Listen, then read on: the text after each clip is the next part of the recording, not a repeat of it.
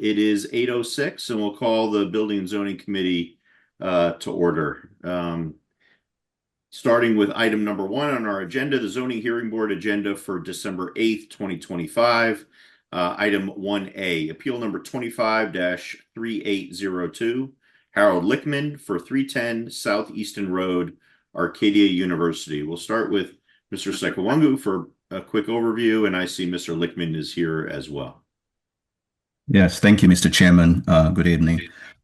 This application is for Arcadia University, specific to use of portions of the parking garage at 310 Southeastern Road for purposes of storage, in addition to portions of that storage area that's being repurposed for a practice area for the ice hockey team. Again, this area will be approximately will take up about 8 parking spaces. The applicant was before the Planning Commission, and the Planning Commission motion to recommend approval before the Zoning Hearing Board, and I'll turn it over to Mr. Lickman to explain further what is being proposed here.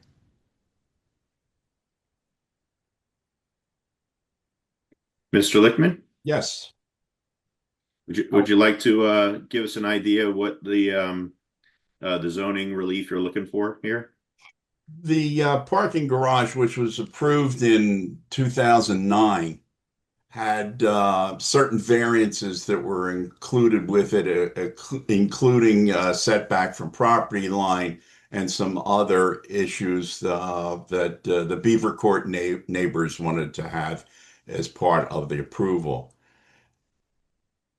What we're looking at doing is taking a row of parking that's closest to the side property line on the first floor, which is a full story below the grade of the Beaver Court apartments, and repurposing that area for partially for storage of equipment that's used for site maintenance, and partially for a practice court for the ice hockey team. This whole area would be enclosed with an 8-foot high fence. Because of its location, it would not be visible to anyone unless they entered the garage itself. It cannot be seen from the outside. When the parking garage was built, for those who may remember the approval, it was built because we got a grant from the state government to share the cost of the building of the parking garage. The thought was that it would be used for overfill parking occasionally, but most of the parking is on the upper deck, which is more accessible into the building for the students who live there. And it's just an area that is not used for parking at this point in time. We have looked at other locations on campus for this storage, but any place that we'd want to put it, it would be visible. Here, it's going to be invisible. It's easy to control from a security standpoint, as well as from a visual block standpoint. So, thank you for that, Mr. Lickman. I have just a couple of questions and comments. My first question is, it appears to me that notwithstanding your application at this point, that it's already happening, right? There already is storage at this location, and there already is what appears to be a hockey practice track here. So I don't know. I don't know if that's because you've been cited or just decided to start early, but I'm not. But frankly, it's not really the way it's supposed to work. But maybe you have a comment on that. I agree with you, Commissioner. A fence was put up inside. Yes, a track was put down so that the ice hockey could be used. There is vehicles and equipment being stored there. When I saw it, Not knowing it was there, I recommended to the university that we get this approved. That's appreciated. Yeah. Okay. That explains it. Thank you. Next, frankly, I don't have, personally, I don't have too much of an issue with the storage of the equipment. It's tucked in the corner. Mhm. It's not obtrusive, and in fact, that is not visible from the street. So I don't really have an issue with that. And frankly, the space isn't being used, so I think that's as good a use as any. Where I do have um, not only confusion about ice hockey in the bottom of a parking garage, but I also have some concern about that because, in fact, it is visible from Lime Kiln, and not again, notwithstanding the fact that it's being used in that capacity right now, it strikes me as something that um, is going to be loud when there's lots of people down there. It's going to be loud when people are, taking slap shots on goal. And it's going to cause, loitering and that sort of thing. And it just seems to me that it's not the right fit for that particular location. I'm wondering if there's not a better spot for that hockey practice area. There really isn't on campus. It's not a large, it's just a practice area. So you get a half a dozen people in there at one time. It's not a big crowd. There's no visitors in there watching it or anything like that. It is totally fenced in. The fence has a covering on it. So anybody who could see, all they're going to see is an enclosed fence area. Well, it's lit up and even six people in the bottom of a parking garage are going to make they're going to make noise. Do we know when the practices are occurring there? No, it comes at random times. Not so much during the summer. It's really when the hockey season is in play. They go there just to practice. Mr. Uh, Matchy, do you have an idea when they're practicing there? Yeah, no, I really don't. they Mr. start in Mackey? December. Their league is only a couple of months long in the winter months, and they will be in there probably until the end of February. It's only periodic that they go in and it's a hitting facility. They just use it for practicing shots on goal. And Hal's right, only about six people at one time would be in there, so it's not used every day. It's not being used, and normally their coach is there supervising the practice, so it's not just kids going down there. It's locked. They can't get in unless they have a coach with them.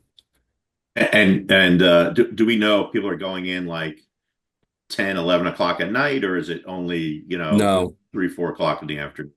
that's in the afternoons after school. I've seen them in there at 6 o'clock at night, but no later than 8 o'clock. Well, as applicant, is putting a condition on the time, no later than 8 o'clock, something that would be acceptable to you all? Absolutely. Any other comments or questions? Commissioner Ziegmanfeld. Yeah, is there a possibility that there could be some sound insulation? Because my son played hockey and they did actually use certain outside things that were not ice related to practice, and that the staccato and the sound of those things hitting against whether it's wood or some kind of metallic thing makes a pretty significant noise. So I'm wondering if there might be some sound insulation that could definitely deaden what could be a fairly significant period of noise. I know six people doesn't sound like a lot, but when they're they're actively shooting against a hard surface, it starts to get pretty noisy. We haven't, there is not a hard surface they hit up against. We originally had a metal fence in there, and that got so banged up from them hitting those pucks that we put a soft net in there now. So now the hockey pucks don't strike anything that's solid, just because it damages the So what's the facility. So it background? Is just, that is it's it's a net. obviously it's not wood, it's something softer. It's So a because net. obviously, unless your guys are great, or gals, they're not going to always hit the net. No, The net goes from one side to the other. They can't avoid hitting the net. It's like a golf net that you see where you hit a golf Okay. ball into those nets. And it's about 2.5 feet off the fence area. it's Okay. a mesh net, so the puck isn't going anyplace, but here again, it's not making any noise. Thank you. Any other comments or questions? All right, seeing none, and Mr. Legman, I'm gonna just differ that when the hockey stick hits the puck, it makes some noise, right? Regardless of whether it's going in. You're absolutely right, Commissioner. Yeah. But by the same token, you're talking about it's in the lower level of a concrete structure. Which echoes, right? But it doesn't, because of it's being fully enclosed, it really doesn't echo. Just But a, even just if a, it did, even if it did, it doesn't go in a direction that would affect any of the neighbors. okay. I don't know that I can About agree or that, disagree. yeah. That just it's just sort of I don't know about that. not something that anyone could say, I don't think. But let me ask you this question. How long has it been going on? The hockey part. We last year, to give you some history to this whole thing, we're building a batting building, and originally the batting building included the hockey hitting area. And due to the constraints of the size of the space we were developing out at the softball field, and the costs associated with the hockey hitting area, at first we built a temporary facility here, expecting that the batting facility was going to accept the hockey. At the end of the day, by the time we got done with the township and our own finances, that wasn't going to happen. And that's when we spoke to Hal. We had set up a temporary facility, thought we were going to get into the batting building last summer, and that didn't happen. So now we're at a point where we're struggling to find a location for the hockey team because all of our sports teams are exploding. We Sure. have no, I mean, we just opened up the wrestling facility, and now we're looking for more locker room space because it's just gangbusters, the amount of students that are coming to the university, and we're really struggling. And hockey was one of those things that was going to be included in the batting building. It ended up not being included.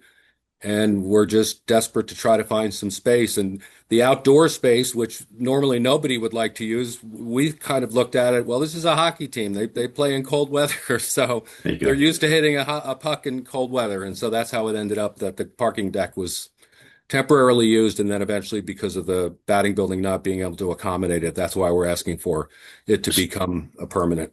So that's why I'm asking how long it's been, because I would add to that. Hang on one second, Mr. Lickman. If it's been going on for a year or two, No, and we haven't been getting complaints, well, maybe that's one thing. But if it's only been going on for a week or two, No. then I don't know if we're going to get complaints about it. no, right? it's been since last, I don't know how, maybe it was last September or October. It was temporarily set up. And we haven't heard it. We haven't had any complaints that In I'm aware of. 2024, it was set up. Yes. September 24th. Okay. So we had an operation last year without any complaints, and there's been no complaints so far this year. Fair enough. Okay. Any other comments or questions? All right, seeing none, I'll move for no action on this appeal, with the understanding and the condition that the time is essentially, whatever. What do we say? They do it in the afternoon. So between, was it Mr. Mackey and Mr. Lickman from Why don't three- we just three say to no 8? later than 8 o'clock at night? Well, I also don't want them doing it at 4 o'clock in the morning either. So, so let's put a beginning time on it as well. Do you have a suggestion? 9 About 8 o'clock to in the 8. morning? 8 to 8. o'clock Let's say 9 to 8. Got it. All in favor of any comments or questions on the motion? All in favor, say aye. Aye. Aye. Thank you both. And look, as you know, we want to be very supportive of everything that Arcadia does and the Yes. and the work. that not only you do, but the students do. We enjoy Arcadia. I go to many of the sporting events and theater productions and whatnot, but on this one, it raised a couple of concerns. So, but we No worries. appreciate your accommodation and you being here tonight. You've been very fair with us. Yes, thank you. All right. Well, good evening. Thank you. Thank you. Good evening. Moving on to item number 1B, appeal number 25-3803, John McShay for 115 East Glenside Avenue. We'll start with Mr. Sekawangu, and then I see Mr. Jonas, Mr. Regley, and now Mr. Klein here as well. So we'll turn it over to them after Henry gets a shot at it. Yeah, sure. Thank you, Mr. Chairman. Again, this is an application. There's an echo. This is an application that was before the zoning hearing board and also before you back in 2022. The applicant actually did also request for an extension on the approvals.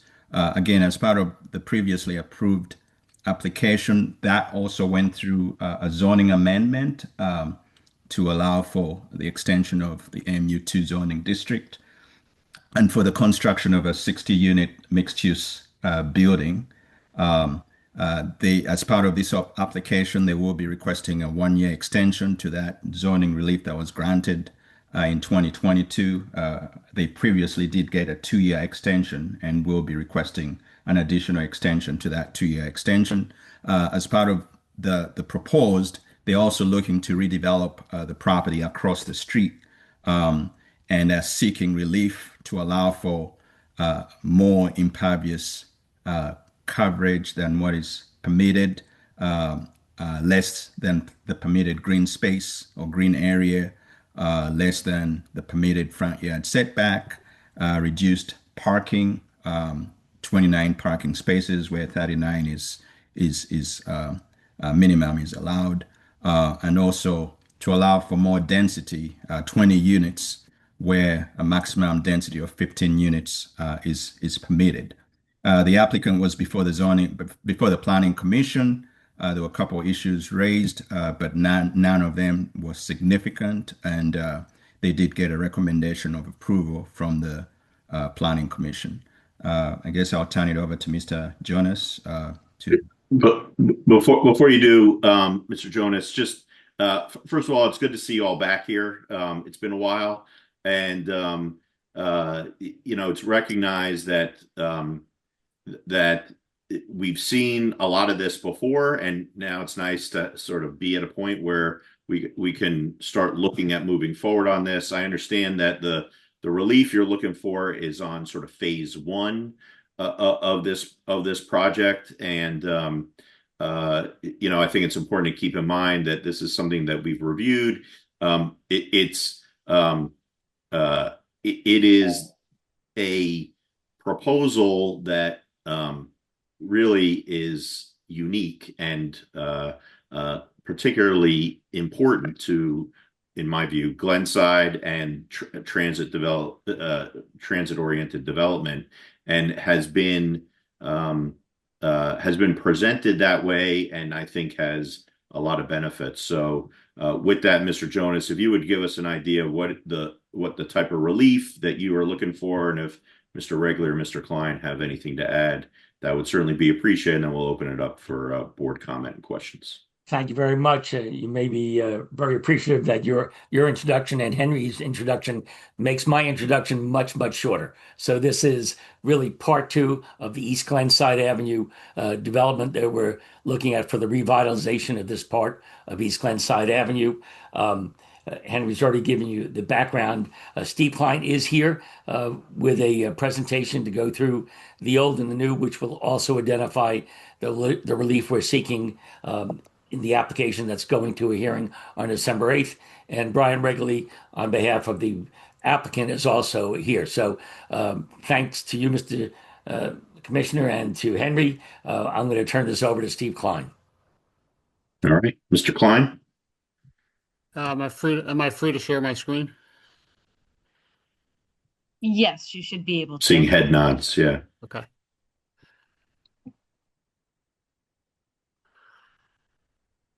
You can let me know when it's come through. We're There you good. Here we go. Okay. So we're going to start off with an aerial photograph of this portion of Glenside, and you can see that we have the original parcel that we talked about, which Henry spoke that we've gotten extensions on the zoning relief that we received a couple of years ago. That's 115. That's in the maroon color. That's the extent of that property. Then across the street is the bluish color, which is what we have labeled as 118 East Glenside Avenue. It actually contains 4 parcels. Two of which, there's 4 parcels that would be reverse subdivided into a common parcel for the development that we're proposing. And then off to the left of the screen, you'll see that there's a red asterisk, which indicates the train station. And we label that because, as Commissioner Arman has mentioned, this is within the realm of a TOD project. Sorry. Next, we have a couple of views. These views specifically focus on the 118 side.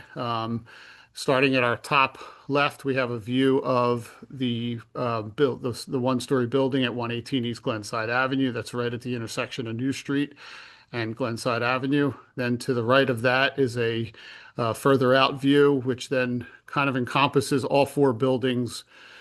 3 buildings, 4 parcels, the one-story building, which I mentioned, and then to the left, you have the 2 other buildings. The one furthest back is a twin, so you can consider that too. Then we have a look at 124, 126 East Glenside Avenue is in the top right. And then the bottom left is a view of the 2 buildings, one being the twin on the left-hand side and the other being the 124 or 120 East Glenside Avenue. And then in the middle on the bottom is the 118 East Glenside Avenue building. And then the last photograph on the bottom right is a view from back on New Street facing the 118 East Glenside Avenue one-story building. And then in the background is the combined parcel, which combines the 115 East Glenside Avenue, which is the previously approved zoning application that we had. So going forward, this is a view of the tax map. So you can, as I spoke, the maroon color is in the 115 side, the odd side, and then the new zoning application encompasses those 4 parcels that you're seeing in blue. This is a combined site plan. To the top is the odd side. This is the approved zoning hearing board plan. There are no proposed changes on the odd side. And to refresh everybody's memory, there's a building in the front here, which would be right off of the sidewalk that contains commercial space on the first floor and 3 stories above with 20 units per story. And then parking that wraps around the 2 sides in the rear up against the train station. And then on the bottom is our proposed, and we'll get into a little bit more detail, is the 4 parcels combined on the even side. And the building you're seeing here is a commercial space on the first floor. There's a parking to the left with a driveway that comes underneath the building and then back to this parking lot. And then there'll be residential above. So this is a blow up of the odd side to give you a better understanding or more vibrant look at what was approved.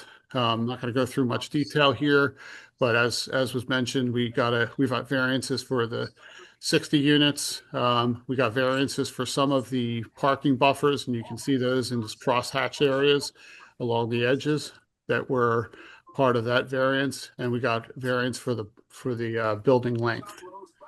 Up top is schematic designs of the apartments, mixture of 1-bedroom dens, and 2 bedrooms.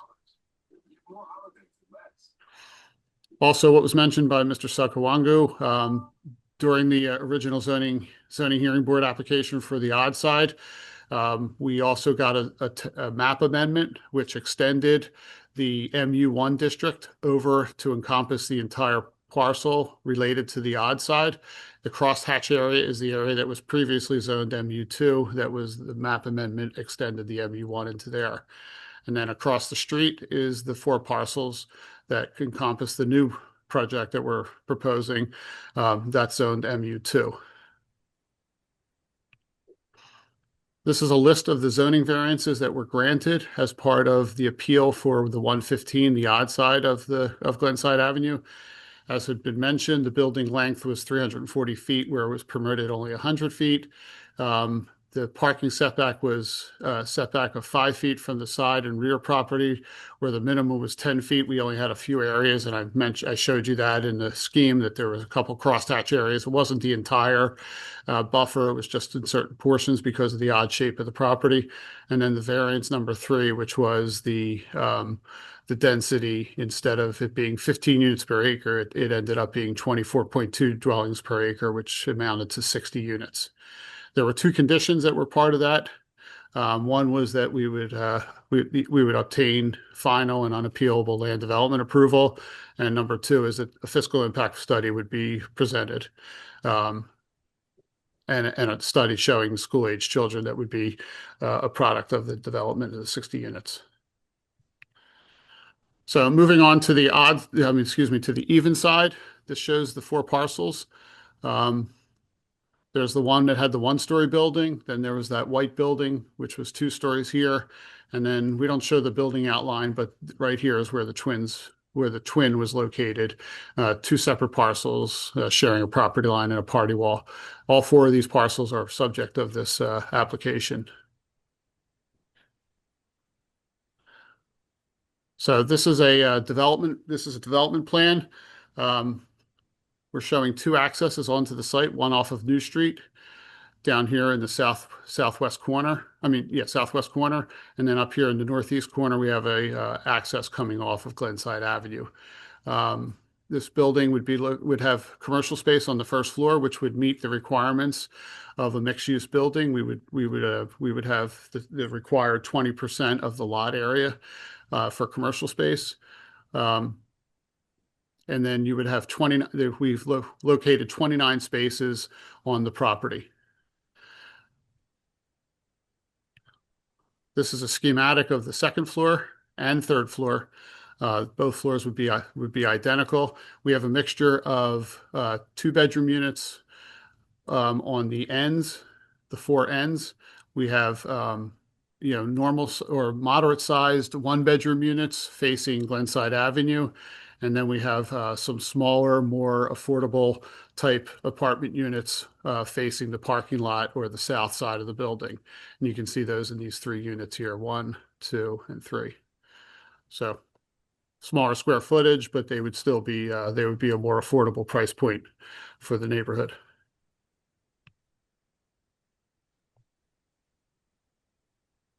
So this is some schematics of the elevations. I'll come down in here. This is the elevation that would face Glenside Avenue. We tried to take some of the rhythm of the buildings that are further up from Bickley to Easton Rd on the south side of Glenside Avenue, where they have a series of bay windows or bay areas, and then the setback of the main building. So we tried to use some of that same rhythm in this new building. This building is 3 stories. We're not looking for any variance on the building height, nor are we looking for any variances related to the building length in this situation. Commercial space on the first floor, and then, as I said, there would be an access way. There would be a driveway access coming off of Easton Rd. Off of Glenside Avenue into our property. And then this would be the elevation facing New Street. Similar design, and we would carry that same design to the south side facing the parking lot. These are the variances that are being requested. The first one is to permit 74.8% impervious surface, where 65% is allowable. The second, which works in tandem with that first one, where we're looking for 25.2% green area, where 35% is required. The next variance is to permit a front yard setback to be 10 feet, where 15 feet is required. And that is, and I'm going to jump back, that is in this area of the property where the shape of the property allows changes or takes us away from an orthogonal type layout, and we encroach that 15 feet right in this area. So there's a small location where we encroach in that 15 feet. Going back to the list, we have a variance here for permitting 29 spaces where 39 would be required. That 39 was calculated using the township's shared parking table and calculation. And then the last variance request is to allow for 20 units per acre, where a maximum density of 10 would be allowable, or 15 units per acre. Calculation of 15 units per acre would be 10 units, and we're requesting 20 units. This is a combined table of the two developments, so you can give you a broad overview. The top is the lot areas. The odd side is 1.76 acres. And the even side is 0.7 acres. We're talking about a total of 80 units among the two properties.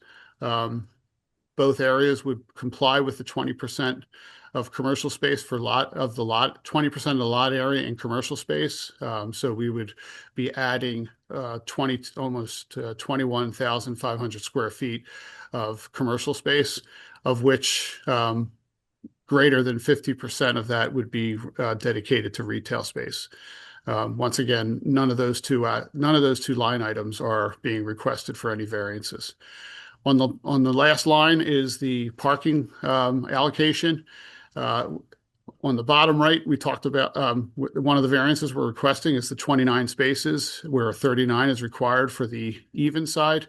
However, it should be noted that we have 11 spaces more than is required on the odd side, and there would be a parking access easement enacted between the two properties, so that the property from the even side could use some of the parking on the odd side, which would even out that request. And I think with that is the end of my presentation. I tried to get through it quickly since there were already some comments about it, and I think we're open to taking some questions. Well, let me quickly add two things, if I could, Mr. Chairman. First of all, thank you all for your time, and it's great to be in front of you again. I want to just explain briefly what's different, and Steve, you can take the screen down unless people need to see it, or maybe our question. Actually, leave it up because the questions may incorporate this as well. What's different from 2022 to 2025? The first thing is the two duplexes that Steve pointed out. We did not have control of them in 2022, and it was our intention to try to gain control of them. So we gained control of one of them in 2023, and we recently gained control of the second now in 2025. So in doing so, that allowed us to expand out this what we hoped to be the first phase of the development from the beginning. And as you can see, it gave us a little bit more mass to work with, and that's important to us for a couple of reasons. First, the goal from the beginning was to try to preserve some of the commercial real estate that we have on the odd side of the street. Some of those tenants from the office and retail space will have the opportunity to migrate over to this new property before we tear down the odd side of the property. So that was an essential part of it. The second part of it, frankly, is economics. Interest rates increased, inflation increased in 2022, 2023, and 2024. And then, frankly, as many of you know, I was not available during these last couple of years to try to push this development forward. So coming back to this now in 2025, what we're asking for, I think, is reasonable. And when you consider both sides of the street, it's actually, 1 + 1 equals kind of 2.5 here, in the sense that we're not creating any parking burdens. We're taking the precedent from the odd side of the street, the density request that we had that was approved by the commission, or I should say, advocated by the commission and approved by the zoning hearing board. We're essentially taking the same math and moving it to the even side of the street. We're not asking for the density of MU1. We're not asking for that map to be as basically moved across the street. We don't think that's really what's appropriate. What we think is appropriate is to look at both of these together and to realize that, I think in what the chairman said is absolutely true. This is the right type of development for Glenside. We've now added a couple of units that lean into the affordability and abundance agenda that I think is really important for housing right now in the United States and in every region and in Cheltenham. And I think we can do the right things here in this development. So thank you again for the opportunity to be in front of you. And I'll just simply close with that. And as Steve said, and Mark said, we're open for questions. Right. Thank you, Mr. Regley. And you did hit on a couple of points that I was going to make, and I appreciate that, particularly about the phasing of this project and how it's always been certainly critically important to me, and I know many residents in Glenside, to ensure that we are making space for many of our beloved retail establishments on the odd side to be able to have the opportunity to stay in Glenside and migrate over. And by phasing this project in the way you've done it, I think it creates the opportunity for doing that. So I thank you for that. In just a couple of questions in terms of the impervious surface and the green space. I mean, I go by there all the time. It doesn't look like there's a whole lot of impervious surface. It doesn't look like there's a whole lot of pervious surface or green space in that area. So how are you actually changing it? Are you reducing it, or are you increasing it? We're Or increasing are you it. There's basically none there currently. There's a little bit behind the duplexes, but right now it is basically entirely paved. It also means from a stormwater management perspective, there are no stormwater controls on it currently. So part of what we're going to have to do during land development is obviously improve the stormwater management, tie it back into the stormwater system. So we're going to address many of the same issues that we intend to address on the even side of the street in the initial approved development in 2022. So the runoff that affects these communities, if we can control some of that water more effectively during the redevelopment, that's absolutely what we have to do. So I think in that regard, we certainly have an improvement, a substantial improvement, in fact, over what the current conditions are. Yeah, thank you for that. When the odd side of the street was approved by the zoning hearing board, there were two conditions attached to that. Are those two conditions that you're anticipating would be applied to the even side of the street? I think they have to be. I mean, the goal will be to come in for a unified development plan, and land development work. So I'm assuming that both of those conditions apply. Okay, very good. And then I do, and I think we talked about this when we had our conversation several years ago about the 115 side. Is the ingress and egress on Glenside Avenue? Where are the ingress and egress points for both sides of Glenside Avenue, and is there the potential for interference, or certainly a traffic study, I assume, is going to have to be part of this whole project? There'll be a traffic study. Absolutely, there'll be a traffic study with land development. We Right. anticipate there to be. Yep. So Yeah, Steve. we have Yeah. we have an ingress here, this point, which is at the east end of the odd side of the building of the property, and then there's also an access point here across from where Bickley is. That's for the odd side. For the even side, you have a location here coming in, and we also have a location here off of New Street. Okay. And what one thing I wanted to add was there was discussion at the Planning Commission about working through the land development process during the land development process to find a suitable location to create a pedestrian crosswalk that would link the two properties. Sure. We were agreeable to that. Yeah, I think that's a great idea. I think that may be all the questions I have. There was one more. You mentioned the density, and again, this is proximate to the train station. Density is not necessarily something to be afraid of in this type of development. But can you explain a little bit what you mean by density, and how you're addressing it in this first phase of the development? Well, let me start by just pointing out the math and a little bit what I think is a little bit of a contradiction between how the MU1 and MU2 district were designed and then how the lot size and density rule was applied. So in the design that we currently have, as Steve mentioned, we're not asking for any variances on height. The variance on the setback is actually very, very minor relative to the encroachment on the New Street side. So let's presume, for the sake of argument, you could build the building, without requesting any density. We could still build the building that's there, right? Now all of a sudden you're talking about 10 units, 5 on a floor, and each of the units are 2,000 square feet. That really doesn't make any sense. I think the true objective of creating the MU1 and MU2 districts were to create reasonably sized units that allowed for the type of transit-oriented development that's really appropriate. So I think when you reverse engineer it and say, okay, if the building can approximately be of this size, given the massing rules of the MU2 district or the MU1 district, which was the same argument we made a couple years ago when we came to you on that particular variance. Well, your average unit, 1,000 square feet, 900 square feet, go a little bit smaller so that somebody perhaps that works in a police department or is a teacher wants to live in a new building and maybe can afford it because it's a little bit smaller now. You sort of look at that unit mix, and again, I think 20 makes sense. And we're not asking for proportionally more units in the MU2 than we asked for in the MU1. So I think, precedent's been set with the 2022 and 2 approvals. I think it's the right precedent because I think it's consistent with the intent of the ordinance. And ultimately, I think that allows us to move forward in a good way with the right type of mix and balance. And Steve, as I think you all know, runs the planning commission in the county here, and I know the county's working on similar kinds of things. And Steve, I don't know if you want to add anything more to my commentary there.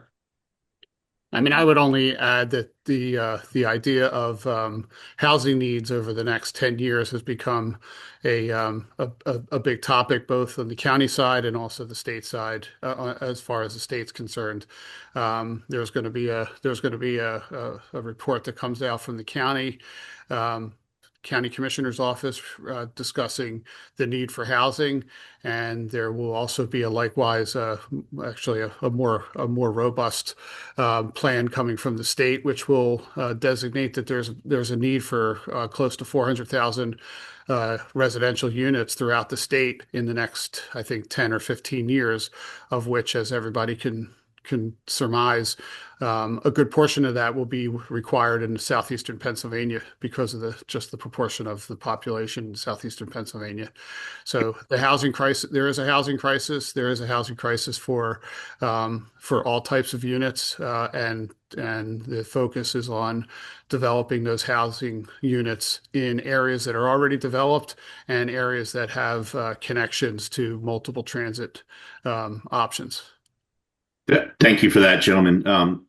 So I don't have any other substantive questions. I do just have a question maybe for Mr. Sekawungu. So on our agenda, it says that this is appeal. I don't know who John McShay is. Maybe that's somebody with you, Mr. Regley. But it also mentions he's the attorney that's filing with Mark Jonas. He works at Eastern Rd. Fair enough. But it also mentions 115 East Glenside. And I'm not sure if it is intended to be 118 East Glenside. Well, I think part of what we put forward here is a continuation of the 115 Reds, right? Got it. Okay, that clarifies it. Thank you. That's all I have at this point. I'm going to go in the order in which I saw folks raise their hand. It looks like Commissioner Cherico was first. Thanks, Commissioner. And Mr. Regley, hey, thanks so much for being here. I think this looks like a phenomenal project. I remember I was not on the board in 2022 when you first presented this, and I have been eagerly awaiting action on that proposal, and I'm happy to see that it's before us. My first question, and you had said that you were unavailable for much of, the past 3 years to push this project through. Are you able to tell us with confidence that you are available now to? Yes, no, I'm absolutely available now. I'm no longer working for our governor, and I am no longer a resident of Harrisburg. I am back. Well, we're happy to hear that. Thank you. In light of the fact that there is parking on the opposite side, is there work, or do you have plans or request to or install a crosswalk of some sort to facilitate? Easy pedestrian traffic. Yeah, so I think Steve, we mentioned that. Yes, that's one of the items that came out of the Planning Commission, right, Steve? Yeah, that's something that the Planning Commission made a recommendation, and we were agreeable to that. That would be something that would be handled during the land development process, and in conjunction with doing our traffic study. Awesome. Sorry if I missed that. My apologies. That's it. As far as the reduction in impervious surface, excuse me, I understand that right now there is no pervious surface to speak of. But with any type of improvement, there are new rules that you have to follow. Is there a consideration on this building or across the street on the odd side of installing a green rooftop in order to help facilitate and hold some of that rainwater? So I have not looked at that because I think the costs on that for a building of this size are extraordinarily difficult to sustain. Okay. The one thing that we have looked to do, and we have on the odd side of the street already, is design, a substantial amount of underground storage and water retention for the stormwater. And I think that's really the fundamental problem.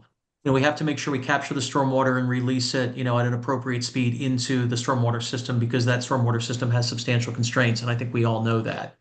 We're going to need to do the same thing on the even side of the street as well. And I'm not trying to say that there's an equivalent trade-off, in terms of the underground work that needs to be done for stormwater management. But from a cost perspective, but also from a delivery, a product perspective, that is probably the more cost-effective way to make sure the same end is achieved, which is, let's make sure the water doesn't just simply flow, into the neighbor's backyard. Let's make sure it's held in a way that and released appropriately into the stormwater system. And if I can add just one other thing that should be mentioned is on the odd side specifically, some of the preliminary land development drawings and stormwater management engineering that we've done, that Shoemaker has done, has also incorporated some of the bleed stormwater watershed that comes off of the train tracks, which is also adding to some of the stormwater issues in this area. So where we won't be solving it completely, there are a certain amount of water shedding off of the tracks that we will be working through our system on the odd side.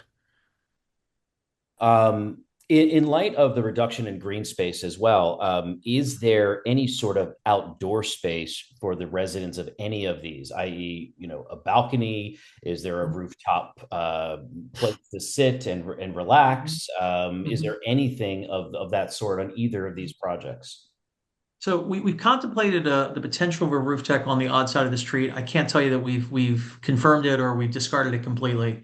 There is the corner of New Street and East Glenside Avenue there that I would anticipate we're going to put, either parking benches or as park benches or some equivalent, because that corner allows itself for that. I think that will also be a really nice feature for a retail user, if we can find the right one that will be there on the corner of New Street and East Glenside Avenue, for instance. So that space, I think we can certainly open up in a way that would provide for that kind of use. I will say, Commissioner, not that I want to ask for, a reduction of parking or whatever. I mean, we tried to balance this so that we had just the right amount of parking between the two sides. In theory, if you lost a couple of parking spaces on the even side of the street and increased the amount of impervious, it's like, you push the bubble in one direction and, it comes out the other, right? You could create a little bit more green space, but you're going to lose a little bit more parking. The one thing that's been made clear to me by some of the businesses on that particular street is they want to make sure that the street parking is as available as possible and as open as possible so that people can show and be invited into that space. So, I think we have erred on the side of making sure that the parking of the entire project is as robust as it can be, which does limit the ability to create a lot more green space. But I think that also helps in the commercial district because it makes sure that the parking availability is solid. So I think, again, I think we're adding to, from a stormwater perspective, we're adding to the pervious surface and the green space, even though we might not be adding to it as much as, but you always have trade-offs. You always have balance them. Sure. And my final question, power lines over there are quite, they're a mess. They're a mess. Is there any change in the power lines, when you start construction there? I wish I could control, Pico. I don't think there's any lot. I mean, don't you know someone in Harrisburg? I do know some people. But Jeff, I wish I could tell you that really mattered, right? I'm just a guy now. I don't have any influence anymore. I'm just a guy, right? The reality is they are going to have to take down certain lines. They are going to have to reposition certain utilities. I don't know how much that's going to clean up the mess that's there. I know if there's an investment required to do it and, they'll ask us to do it and we will have to pay for it, but that's something we frankly would be probably willing to pay for, to a certain point. So, I mean, that'll be something that happens when we put in the service orders and we start looking at the details and they start rolling out trucks. But I can't tell you that I control the utilities there. I think that's beyond my scope. All right. I appreciate it. Thank you so much for bringing this to us tonight. Yeah. Thank you very much, sir. Yeah, thanks, Commissioner Cherico. Commissioner Rappaport, you're next. Thank you very much. And hi, gentlemen. Welcome back. I like that economic vitality that you're bringing. I like the transit-oriented development. Those are good things. I think there are some problems with some of these variances. And I would start with, first of all, the notion that Cheltenham's density is going to be able to solve the county's population problem as well as the state's. Keep in mind that Cheltenham is already the densest municipality in the county, and we don't want to totally recharacterize a residential suburb into an urban center. And I think this side of the street is different from the project you presented on the other side of the street in several ways. First of all, it borders onto a residential 4 area that the other really didn't. The other was both an M1 and an M2. This is strictly MU2, sorry. Commissioner, hold on one second. If I could, I just want to quickly correct you on this. Sure. South of this property, there is a piece of green space, and then there is basically a 3-story office building, 2.5-story office building that presently serves as a warehouse for furniture.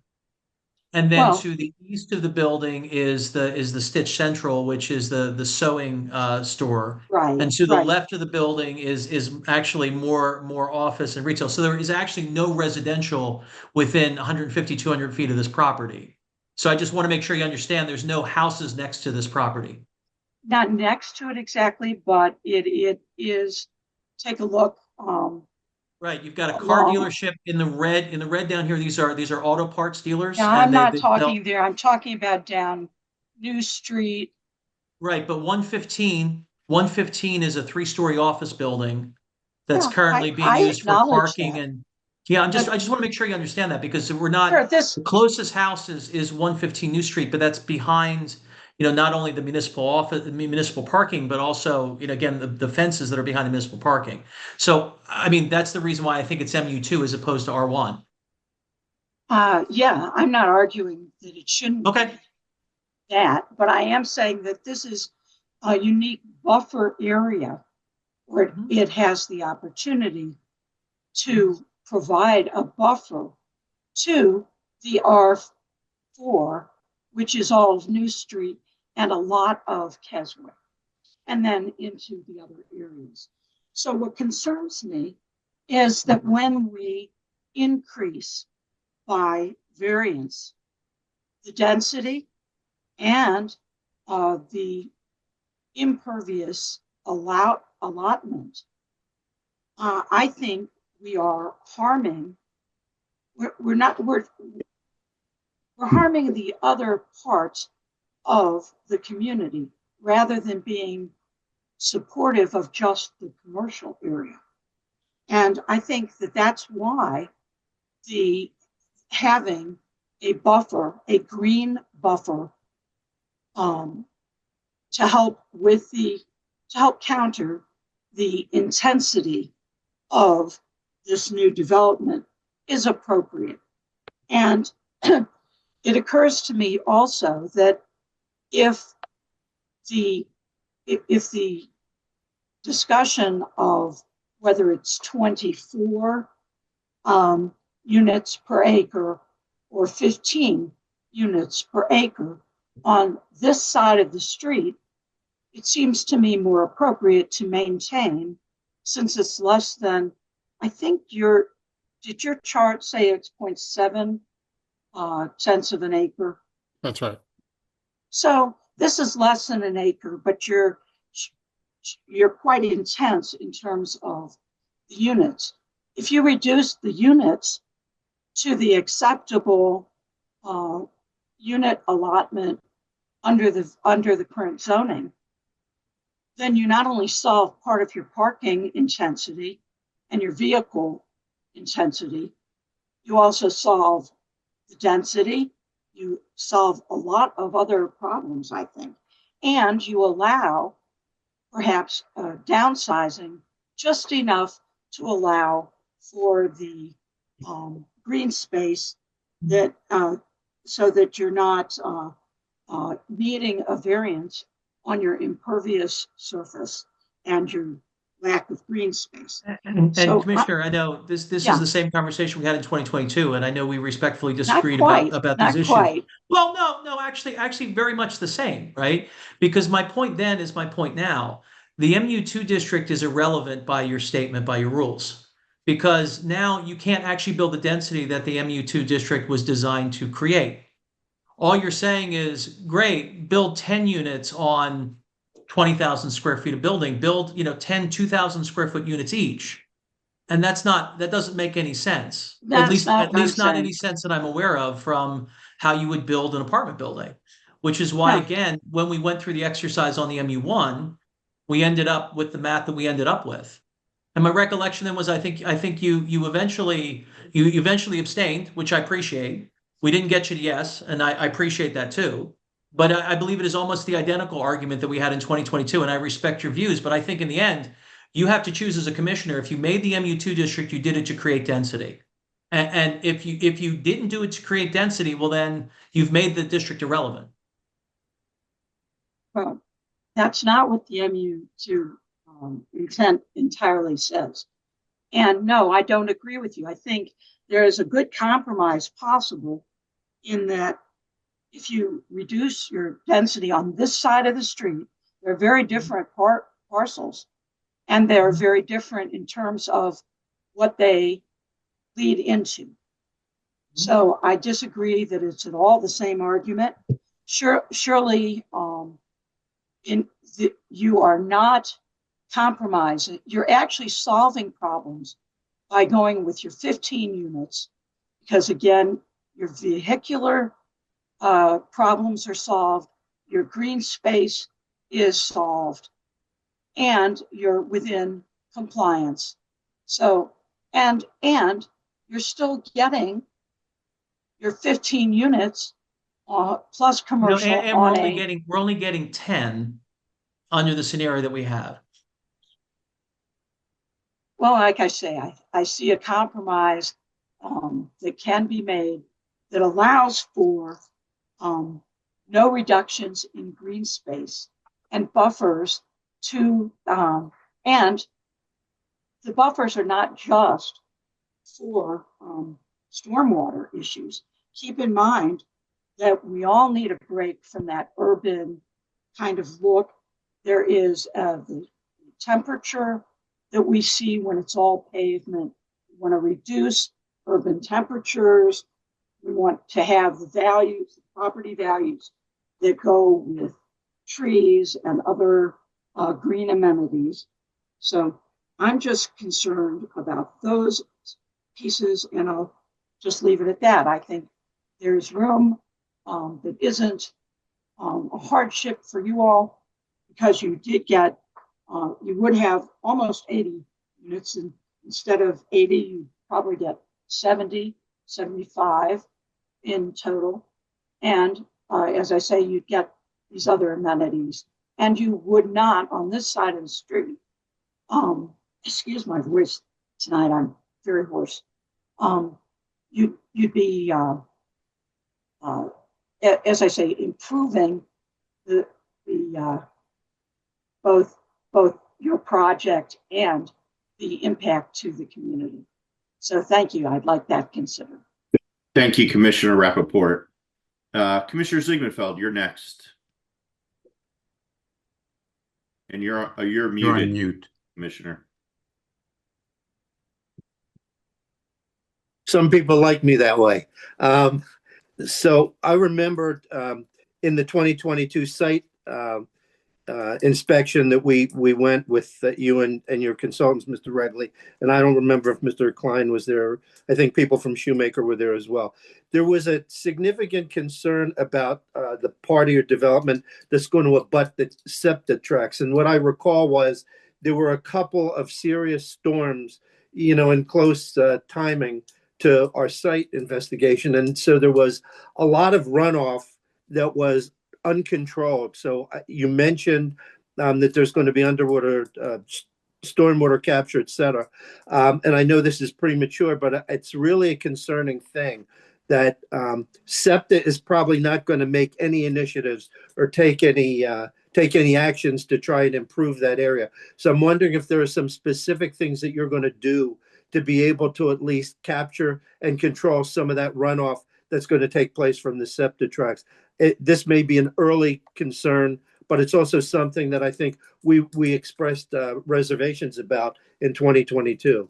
No, and Commissioner, you're absolutely right, and your memory is appreciated. There's a light dashed box on the screen in front of you that you see that's designated, if you focus really closely on the language that's there, outline a proposed stormwater system. And actually, Steve, I think if you go back up to the zoning, actually go back up to the previous one, Steve, has the actual, like the map of the development.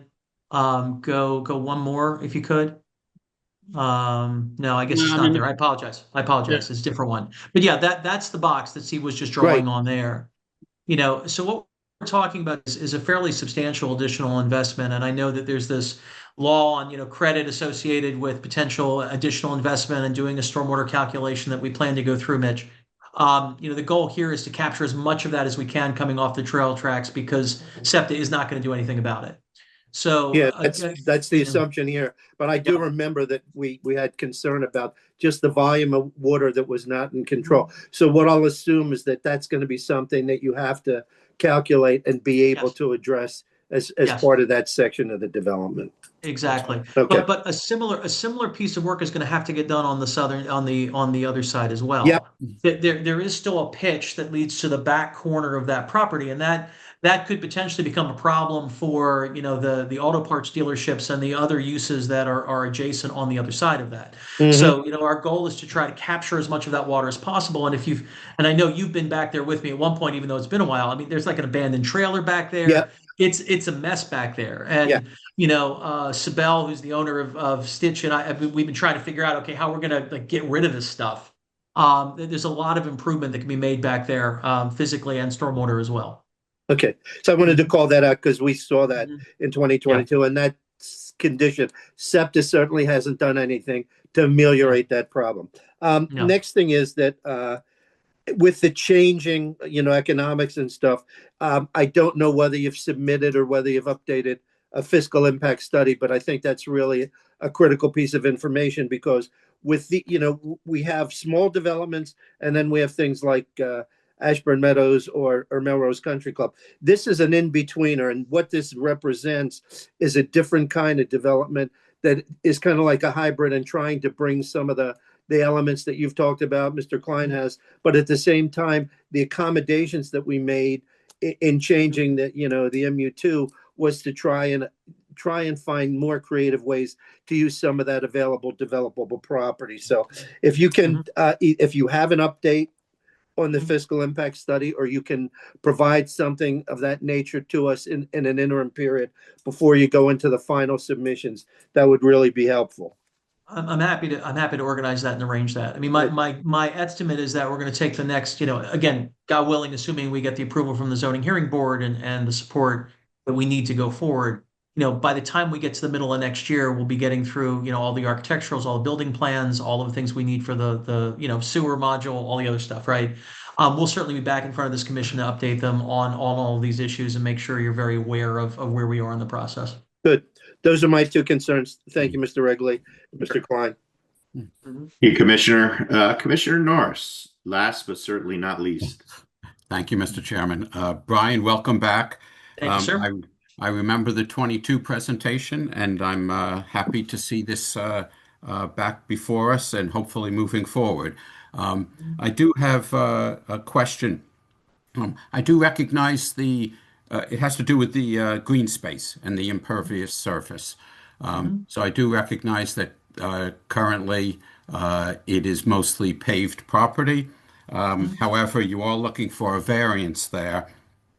And rather than, I'm not suggesting any changes to your project. What I am asking is for discussion that in situations where people are putting in less green space than required, we have a tree fund in the township where you contribute to our tree fund, and perhaps we can then use those funds to plant trees in Tookenny Park or Curtis Arboretum or elsewhere.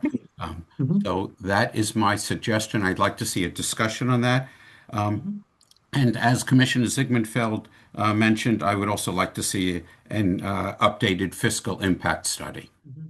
Look, I'm certainly happy to address both of those during land development. I think that's perfectly appropriate, and I'd love to support that effort. Yeah, I just wanted to add one thing to remind everybody on the odd side, a fiscal impact study was part of the conditions of the zoning approval. And Commissioner Arman had asked, we would welcome taking the same condition on an approval for the even side, excuse me. Thank you. And look, the percentage we're talking about, Commissioner, in terms of the additional impervious, that we would need to reduce. I mean, there's a possibility you could take 4 of these spaces, for instance, the ones that are in the south corner, and do pavers or something like that. I mean, there are ways if you really felt strongly, and maybe from a stormwater management perspective, it might be a little bit easier, where some of those parking spaces become the sort of layered concrete that allows water to come through and permeate. If that's something that the Board of Commissioners would want us to take a look at, we certainly could do that as well. Thank you. Yeah, that sounds like a good idea to take a look at that. And going back to Mr. Klein's point, there, as I recall, there were 2 conditions on the original, and I assume that both of those would apply here. I was only talking about the fiscal impact, but the other one also would be the unappealable land development. Okay. Any other comments or questions? All right, seeing none, I'm sorry. I see Fire Marshal Lynch, please.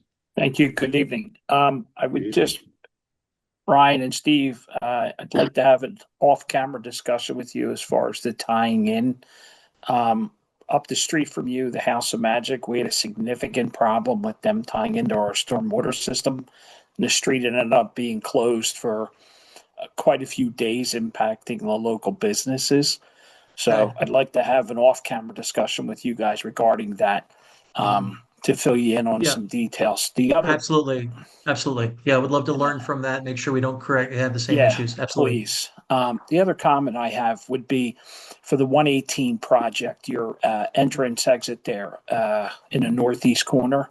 When you do your traffic study, would you have people pay attention to the curve as you approach that, and maybe consider that being one way in? And then New Street would be your exit to get out. Whereas when you come up to New Street and Glenside Avenue, you have more of a sight distance and a safer exit out of the property onto Glenside Avenue. Because we all know everybody obeys the speed limit on Glenside Avenue. And somebody coming around that curve. I mean, you're familiar with the area, so I'm just. Very. I mean, the entranceway right now for our existing property, sir, yes, has that challenge. I understand your point. That's a good point. No, I just wanted to bring that up. But that was something that was discussed at the Planning Commission about the northeast curb cut onto Glenside Avenue, is potentially looking to see that as a right in, right out. As opposed to a two-way entrance. So, but that would be something that we would discuss during the traffic study period. Just looking at it as a safety type of thing. So, and then please, my information's on the website. Glad to have a conversation we'll with you. Absolutely come find you. We know where you live. That's fine, so to speak. Thank you, Mr. Chairman. Yeah, thank you, Mr. Lynch. The notion of right-ins, right-outs, left-in, left-outs are a nightmare for me. But nevertheless, you wouldn't happen to be talking about Wawa, would you? I'm absolutely talking about Wawa. I see it every day on my way home. people hitting those bollards all the time. It's a nightmare. Anyway, but yes, certainly worthy of a discussion when we get to that point. So with that, I'm going to move for no action, with the understanding that those two conditions would apply here. Any comments or questions on the motion? Seeing none, all those in favor say aye. Aye. Any nays? Nay. Any and one nay. Okay. Thank you all. Thank you. Mr. Jonas, Mr. Regley, Mr. Klein, thank you all for your presentation this evening. And we wish you all a good holiday, and I'm sure we'll see you again soon. You too. Thank you. All right. Thank you all. So we finished item number 1 in record time. So let's move on to item number 2. Review of zoning hearing board decisions. The first one, A, is appeal number 25-3800, Haley Welch and David Crowell for 742 Sunset Road. Mr. Seguango, as I recall, the relief was granted. Is that correct? That's correct. It was granted with conditions, but I would like to make a comment on this too. Please. As part of the Building and Zoning Committee in 2025, there's been a few in-law suite applications come through requesting additional approvals, basically to allow for that additional cooking facility as well. And we would like to consider in 2026 maybe, and again, this is for discussion, but just putting it out there, consider a recommendation to maybe amend the zoning ordinance to allow for maybe restricted covenants that would allow for these types of uses, so that they're not coming through the process. We have a lot of large estates in the community, in the township, that have those suites or those types of living arrangements, or considerations for families that would like to have relatives live with them for a period of time, but maybe making an amendment to the ordinance to allow for restricted covenants to be recorded with those reviews and approvals. But that's something we would like to propose down the road. Yeah, so certainly we welcome that or any other review that you and your expertise think we should be reviewing. I just have a question about that, and I know we're sort of getting a little sidetracked, but what would the benefit of a restrictive covenant be under those circumstances, just so I fully understand? I think the whole idea is a lot of times when these units are vacated, they end up being converted into rental units. Got it. Okay. And I know the board's direction is not that direction. Yeah. It would be restricting the conversion into rental units. That's a helpful clarification. I thought that's where you were going, but I wanted to just make sure, and I certainly agree. So I don't want to speak on behalf of the whole board, but I think we'd certainly welcome some draft ordinance language to review that. Thank you. Okay.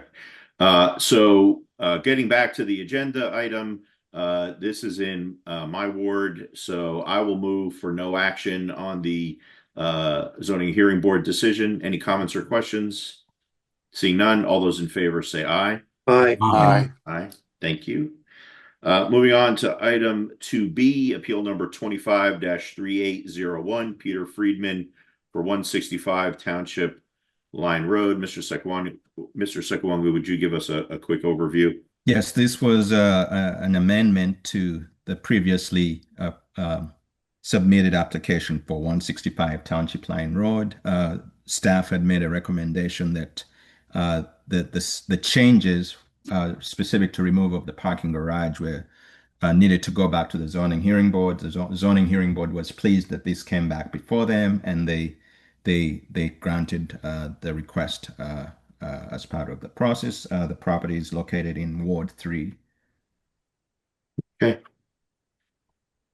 Ward 3. Is that Commissioner Cherico? Yep. Thank you.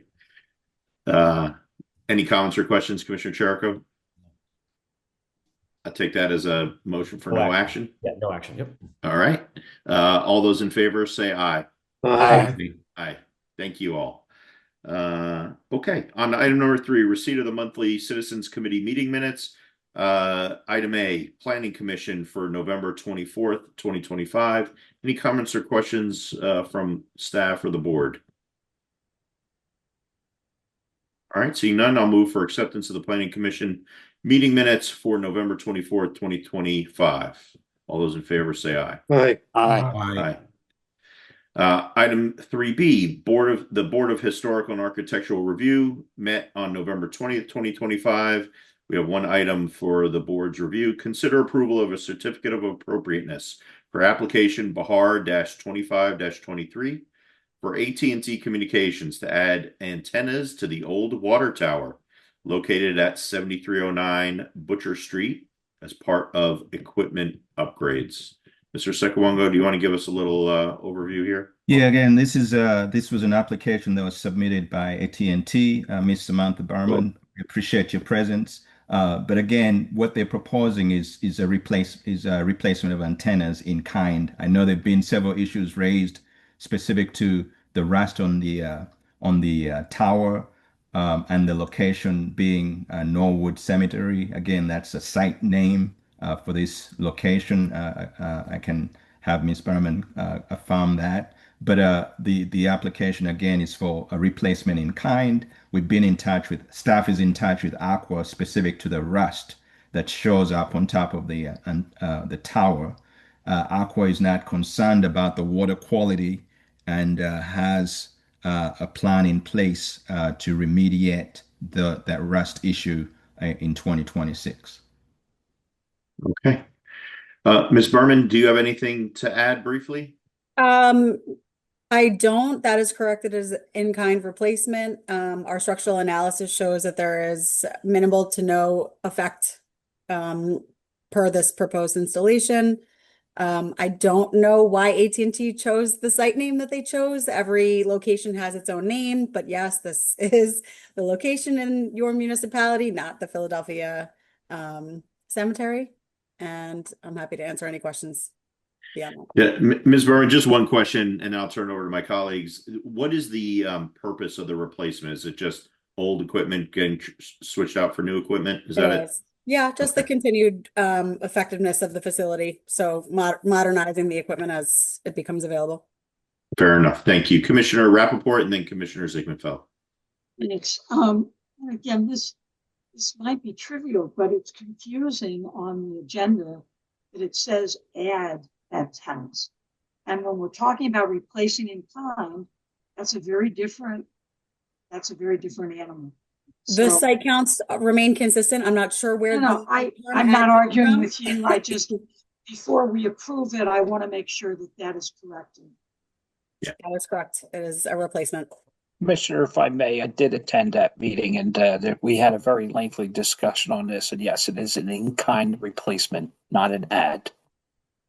Thank you, Mr. Lynch. Commissioner Ziegman-Feld. I just want to ask if AT&T will warrant that they will not make those replacements of, the outdated technology until Aqua has both inspected and remediated the areas of rust that could in fact create a problem.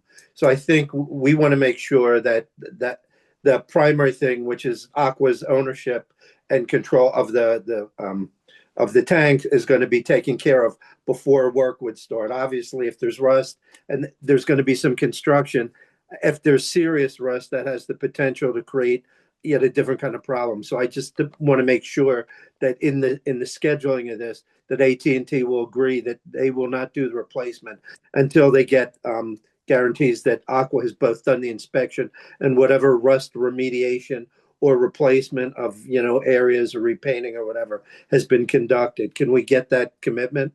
So Commissioner Ziegman-Feld, I'm not.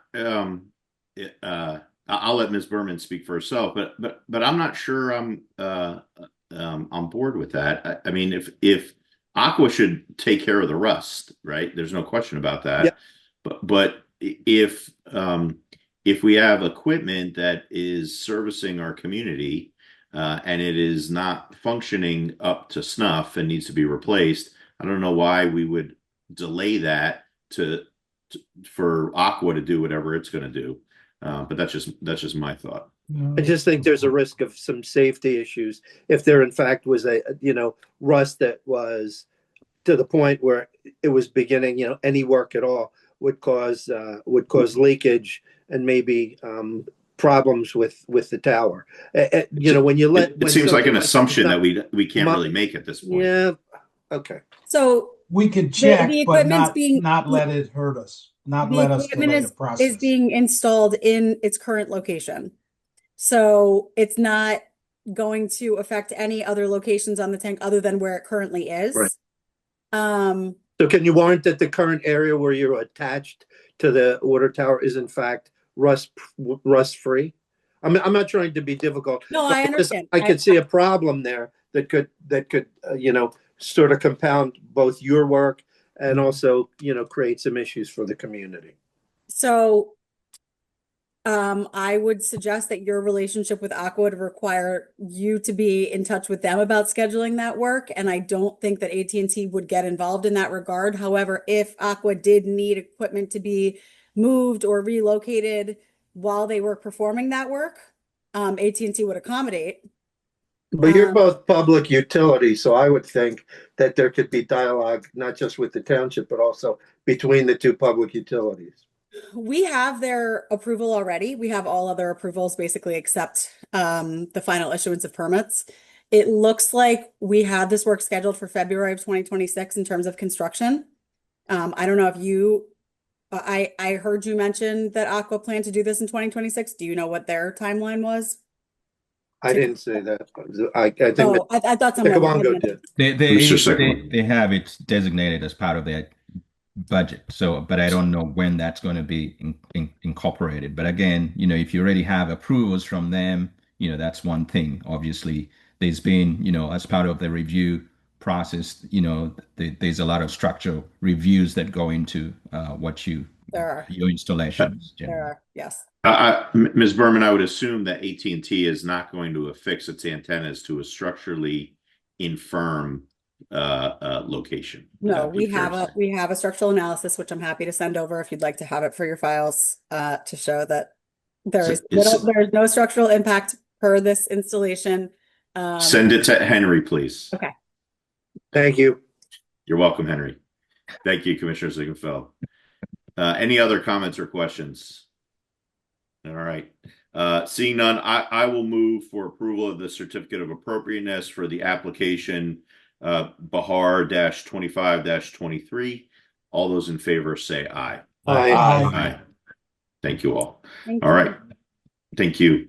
Item number 4, receipt of staff reports for November 2025. I'm going to put them all together. Planning and zoning monthly reports, the report of the building inspector, and the report of the code administrator.